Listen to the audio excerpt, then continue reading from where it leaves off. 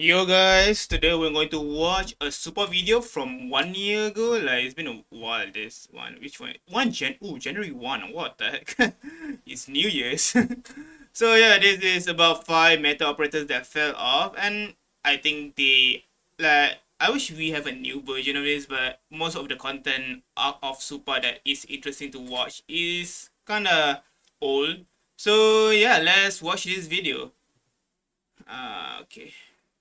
Links to support the channel and in the description, along with the Discord.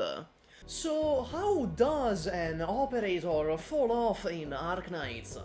There are no balance patches in this game, the closest thing being modules, which, as minor and insignificant as they can be sometimes, are outright buffs. Sometimes they take an operator whose gameplay experience is on par in Dread with browsing r/0 sanity memes for 10 Okay. minutes like Viviana and take them straight to a solid A tier. Solid 8 year. Okay, interesting. Well, this video is here to answer this question. How does an operator fall off and why? First, I need you to understand something. If an operator ages poorly, it can't be just due to power creep. Oh, okay. Interesting way to. Which I know is the easy answer a lot of you will gravitate towards. Okay. However, it can't be correct, because many technically power-crept operators like Myrtle or Saria still see a lot of success. Oh, okay. Because there is a better version of Myrtle, but Myrtle and Saria is still being used. And use.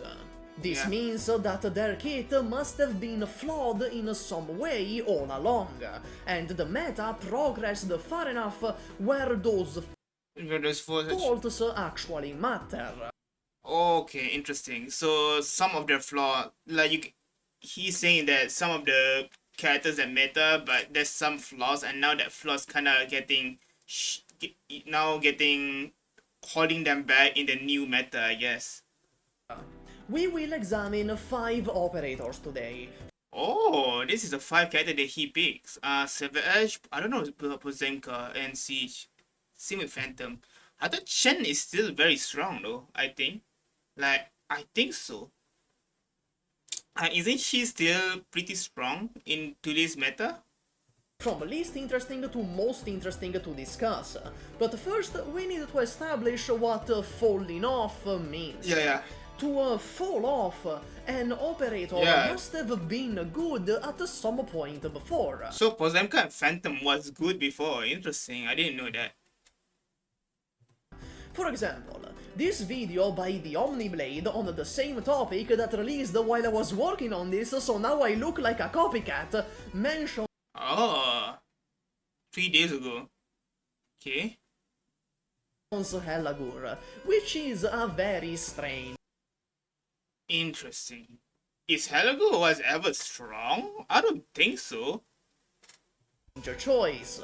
Helagur never quote-unquote fell off. He was never strong. Always trash from the moment of his birth. Dude, I noticed that SUPAH just doesn't hold back with his critic. Just trash for the moment of his birth. Like, holy, what an insane line to say to boy Helagur. Like, whoa. Which means we also can't include people like Shining, who were always abysmal dogshit. So hello there, ARKNIGHTS' most hated YouTuber here, once again having trouble finding worthwhile comments to put in the intro. Seriously, what is going on, guys? I check all the usual places filled with joyless hacks, like ARKNIGHTS Official and Twitter, and all I find is nice people and fan art. I can't start calling myself ARKNIGHTS' most mildly controversial YouTuber. mildly controversial YouTuber. There's the comment. Now, can I? Silverash, back on launch and until Suture released, was the best operator in the game. And until Suture A few years from now, when peace has returned to Talos 2, Levante will be fat fuck, right? What the fuck? Released was the best operator in the game.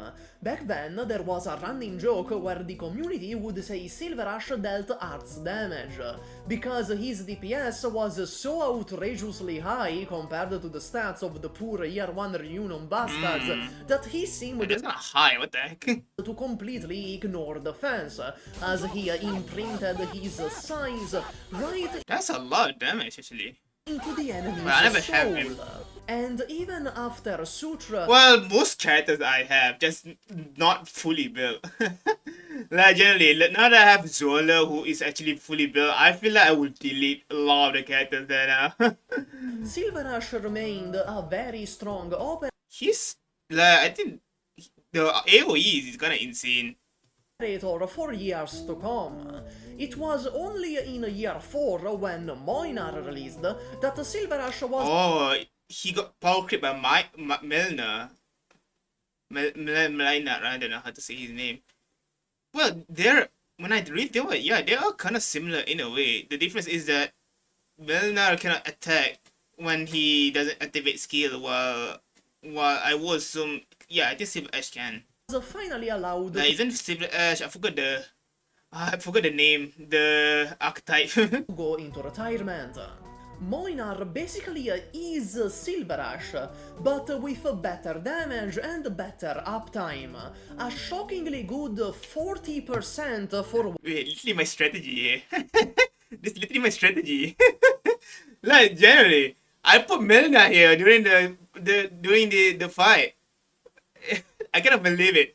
Now this is literally my strategy when I fought Talula. what he does, which is delete everything in front of him with his fat fucking horse car. Plus, he has impressive bulk, along with a talent that nullifies enemies with global attacks. Silverash always had two problems. Okay. The first is that he's extremely vulnerable during skill 3. Whoa, that's insane defense loss. What the heck? 70% defense. Reminds me of Franca's skill 2, I think, where she just lost so many defense. The second is that his skill 3 has a very 90? high What SP the fuck? cost, meaning you can only use it like twice per stage. In fact, it was actually better to retreat and redeploy him, because that would charge his skill 3 faster. Interesting. Nowadays, Silverash is relegated to being a niche unit. Oh, He's what? He is a new. Oh yeah, invisible. Okay. still a great invisibility removal and gives minus 10% redeployment Oh, I didn't know that. Gives 100% redeployment time. Okay. time to the entire team, which is situationally useful. Going back to the Omniblades video, he mentions Schwartz fell off because of Poziomka. Okay, interesting. Like, I don't know much about the meta during that time. I've seen the history and that Kokikaze video, but that I've seen. I kind of understand the meta in a way, but what actually was good? Got power creep and This is a correct statement, but Really? the video doesn't really address the fact that Pozi also fell off.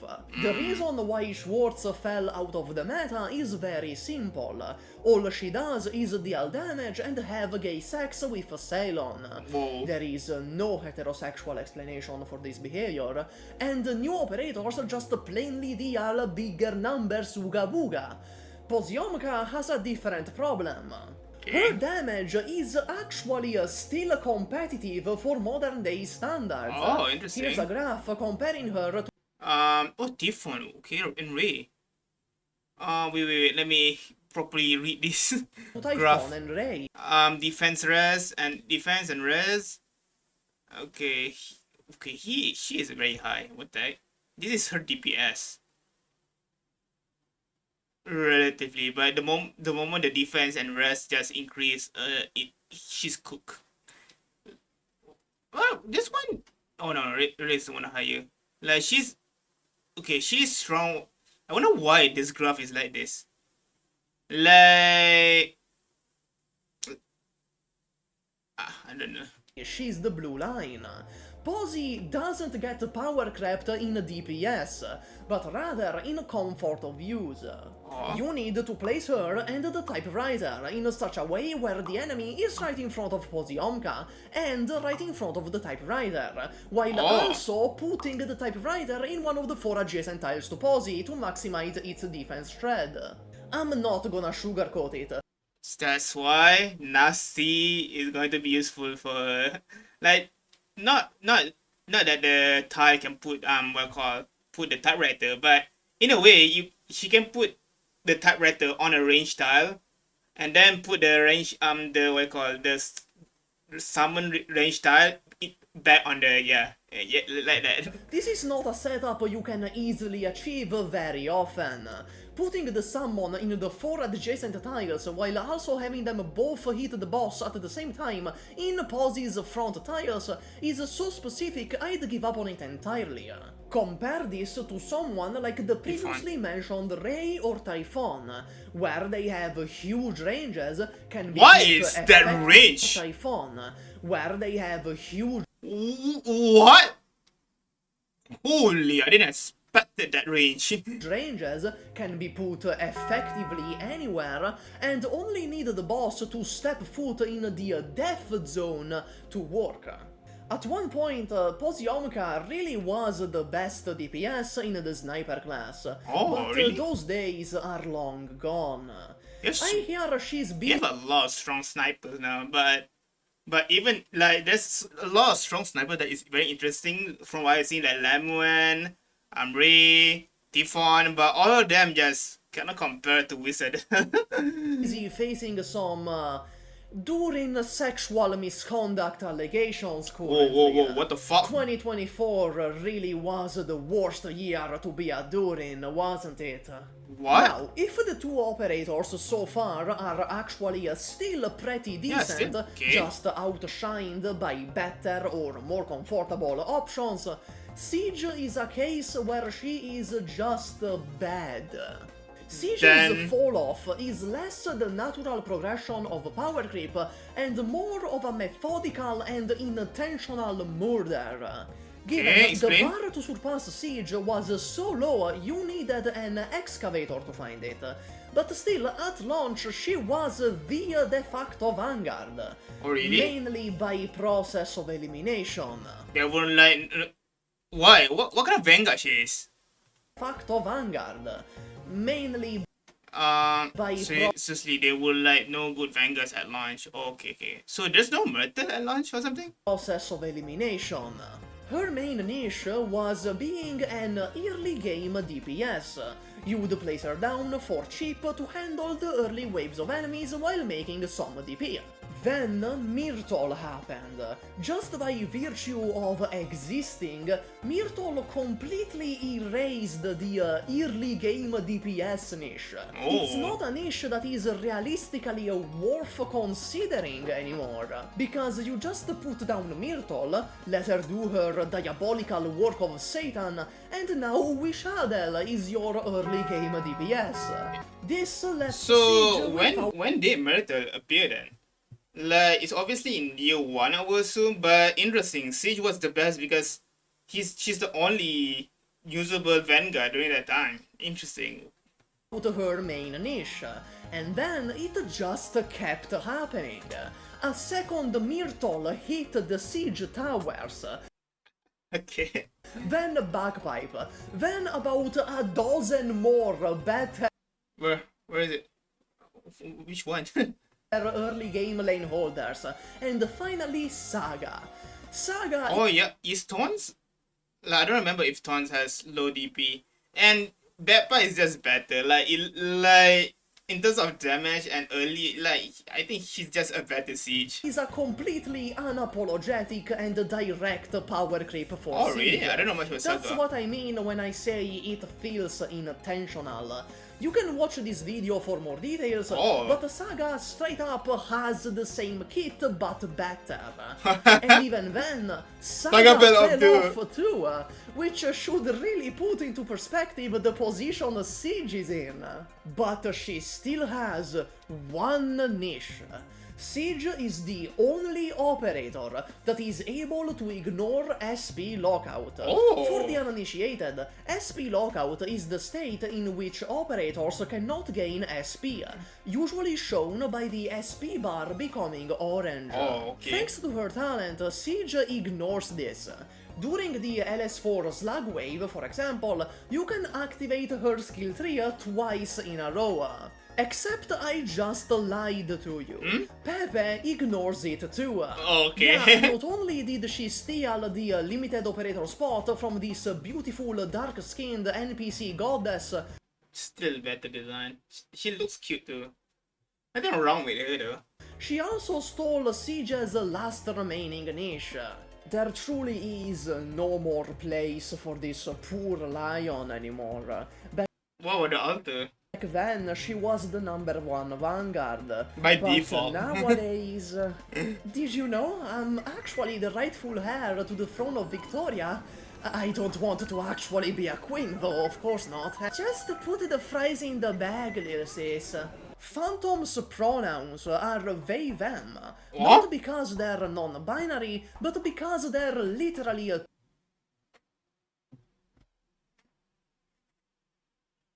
Fuck this. He spoils. What? Oh man, maybe I should have asked someone to actually. I don't think even they know the spoilers. Oh my god. I just got spoiled.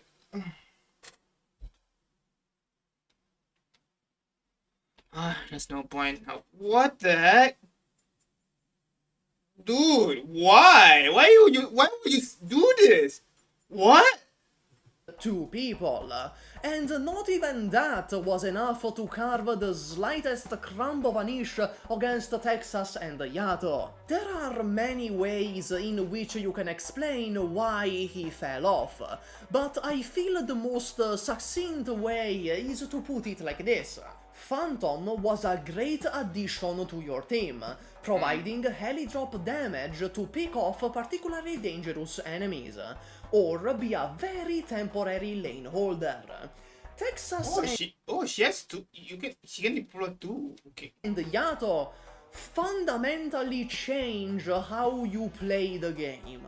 No longer a tower defense, but rather a tower offense, where you actively slap your operators against the enemies, rather What is this scene? Where is that scene?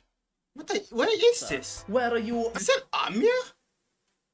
I feel like getting spoiled through the stages. actively slap your operators against the enemies, rather than passively building a little waifu fort. Phantom S2 deals a lot of damage, Texas S2 and Yato Skill 2 deal more, and Aeroe as well. Phantom S3 pushes and is able to slow, bind or stun for 4.5 seconds. Depending on the enemy, you might prefer stun over bind and vice versa. Doesn't what you call, what is that girl's name? Doesn't Red also stun? With Phantom, you get no control over it as it is RNG. If you want a stun in a 3x3 area, use Texas Alter. If you want a bind in a 3x3 area, you can use... Oh god, fucking damn it. So let's talk about why there being... Oh god, fucking damn... Who is this? Huh? Is this my boy, what is it, Ethan or something? What? I'm confused. Damn it. So let's talk about why there being two of them doesn't help. Instinctively, you'd think this would make them stand out enough to have a distinctive niche. Yeah. But let's think about it. What can you use the clone for? You could use them to effectively double Phantom's damage, but even then, Texas and Yato deal more. Or you could use it to get another roll at the skill tree RNG, which is good, but again, you shouldn't be relying on RNG in the first place.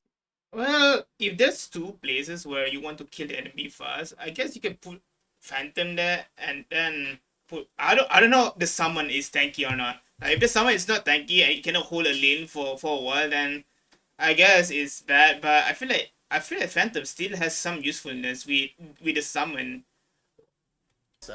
Finally, you could use them to pick off two separate Yeah. enemies in two separate parts of the map at the same time. But how often does it happen that you absolutely need to pick off two separate enemies at the same time to justify the clone? I reckon it doesn't. Even if there are multiple enemies you wish to heli-drop your sexy schizophrenic onto, Arknights usually makes them stand still for a little while, giving you more than enough time to kill them both with just one Texas or one Yato. Alternatively, you can use any other heli-drop operator for the other guy, like Sutra or Ines. What I'm saying is that realistically the Great. Oh my god, I think that his point is valid for the situation in which having a clone would shine is not going to happen.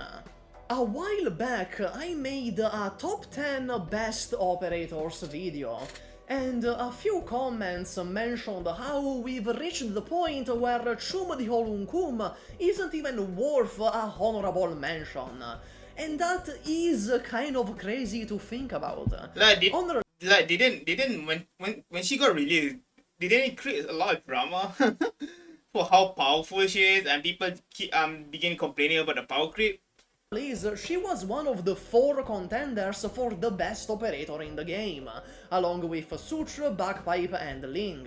But while those 3 still hold up pretty well, Shotgun seems to have pulled a magic trick on us and disappeared. Why? So what the f happened?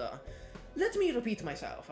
If an operator ages poorly, it can't be just due to power creep. So? Their kit must have been flawed all along in some way. So why is it? Operators like Myrtle or Saria or Ray, while power trapped, still hold up because their good kit from back then is still a good kit today. Because in Arknights, operators don't change for the most part. Meanwhile, someone like Ash, another operator that fell off, you can watch this video for more details, fell off not only because of power creep, but because her kit was flawed from the beginning. Chen the Happiest Day's damage falls off and fast. Where Typhon ignores defense What the hell, Jen's so low? in a percentage, up to 50%, and Ray has the fattest f***ing attack stat in the world and the means to amplify her own damage, the Chum Star gets a flat defense shred. This means that against Flat defense? What? It's not percentage? enemies with high enough defense, Why? Why flat defense? Interesting. Not percentage, but flat defense. That's so... what? your puny little minus 220 defense won't really matter. Meanwhile, Typhon's 50% defense shred will always be effective due to being percentage based. Yeah, percentage and Ray has such an obscene attack number that even the highest of defense can't do shit against her. Damn, In interesting. short, Chen from Tuhu's damage doesn't have the attributes that allow other DPS operators to be future-proofed. So Her that's main why she fault got is okay. having a flat defense shred. No, I think there's just so many good snipers characters, not gonna lie. Like, it's gonna, it's kinda, like, she being power grab is kinda inevitable. Combined with an attack stat that, all things considered, isn't all that high, at just 1706 with S3 active. For comparison, Typhon has 2021 with S3, and Ray reaches up to a fucking mastodontic 6000 That's insane. What the hell? 6,000 attack? 1072 when putting all her buffs and amplifications together. To add insult to injury, her talent too is completely useless and she costs 32 DP. With 32 DP, that's a lot. What the heck? Myrtle in the game, DP is not a real issue, but you'd still rather have lower costing units when you're able to. And wouldn't you look at that, Ray, Typhon, and even Wishadel all cost less. Her other two skills are pointless. S1 is only kinda useful in IS, and S2 is strictly S3 but worse. China the Cash Grab's only real niche is Cash being grab? a buff for Wishadel. Huh? You see, with the module, there is a 20% chance other sniper operators with Oh. ammo-based skills won't consume ammo. Wishadel skill 3 uses ammo. Oh, With 6 interesting. shots, that comes out to a 73% chance to get at least one extra attack. Now, is it worth it to have an entire separate squad slot for a 32 DP operator just for an RNG chance that Wishadel will attack a couple more times per S3 activation? Nope. No, not really. But hey, at least she has a real use. That's more than you can say about Siege or Phantom. Damn, that's insane. That's all. Max out your gummy and go watch the Omniblades video. Bye. Well, I don't think I want to watch. Well, is it good? Well, it seems that Omniblade video is very different than Super, but I do like some of Super's opinion about what the hell he spoils about Phantom. Well, I don't think it's that important of information, but still, it's an IS story. Super is not a character, he's a rock. Okay. But yeah, great video. I think I really like kind of give me more perspective of how power creep works in what I call in what I call in ARKNIGHTS and how meta characters suddenly fell off. And understandable, I guess. Like most of his what I call points is that their kit are flawed to begin with. So yeah, understandable. Well, well, well. Uh, meta characters in other games is just power creep. It's just pure power creep. Like I can name like there is some characters that is still meta until today. Like Genshin is the only one that like Genshin literally has Bennett being the sole bastion that is like not Bennett, that literally the national team. Literally is the sole bastion of all characters still being meta and viable in what you call in the current meta. Well, not in the current meta now, to be honest. The current meta has shifted so much because of the reaction, because they make reaction based characters now where the enemies needs to use a certain reaction, and Banner used to be so useful there, but now Banner cannot even buff the new reactions, which is unfortunate. Banner is actually slowly but losing his place, which is why I say Nokra in terms of meta is the worst. Like for Natlan, it was actually still good. Like Night Sword wasn't really that bad. At least the 4-star can still use Night Sword, but Genshin, And then we have fucking HSR where a new path just come out, and that path just becomes the strongest path in the unit. Well, it's gonna depend. Like for what I've seen, it seems that what I call HSR has buffing a lot of old characters and making old characters or all archetypes viable, like the Bray archetype and the DOT archetype. Like they used to be meta and now they fall off in Emphorius, but they brought back again in the new meta for both of them kind of brought back into the meta again to release of new characters that kind of buff them, and also Nova Flash that kind of buff them. But yeah, I'm just comparing how the characters fell off. Like Akron, literally still is one of the characters that fell off. That like it's not that her kit is bad. It's just her DPS is just so low compared to other characters. Like damn, like cannot believe an Emanator got fall off so badly. What more? ZZ. Oh, ZZ has the worst power creep. Holy. Like Miyabi was generally the top, and then they just keep releasing enemies. Just they keep releasing enemies that kind of counters the character. Like that's some bullshit, bro. Like what? Like it's insane that a character force the meta to just to counter the under character. Like what the what? And then we have Yu Gong. Like I would say Yu Gong is kind of like Ray. Like damage and attack is so high that it doesn't matter. The like defense rate just doesn't matter. The damage is just so insane. What more games I play that I can give? Wuthering Waves are not really good with Wuthering Waves, but Wuthering Waves has become, well, some of the so far some they do have their best teams, but I don't think they rely on it that much. Where some characters are like Sigrika rely on heavily on what I call Chi Yuan. Like yeah, it's a very team based. Like I feel like most gacha games as just rely on team based what I call synergy, while ARKNIGHTS doesn't have that.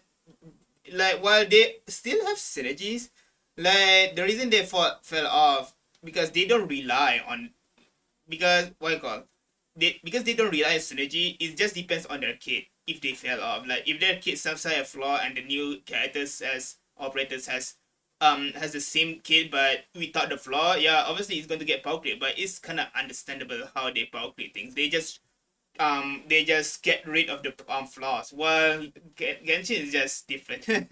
Yeah, generally it's different. It's just it's a numbers game.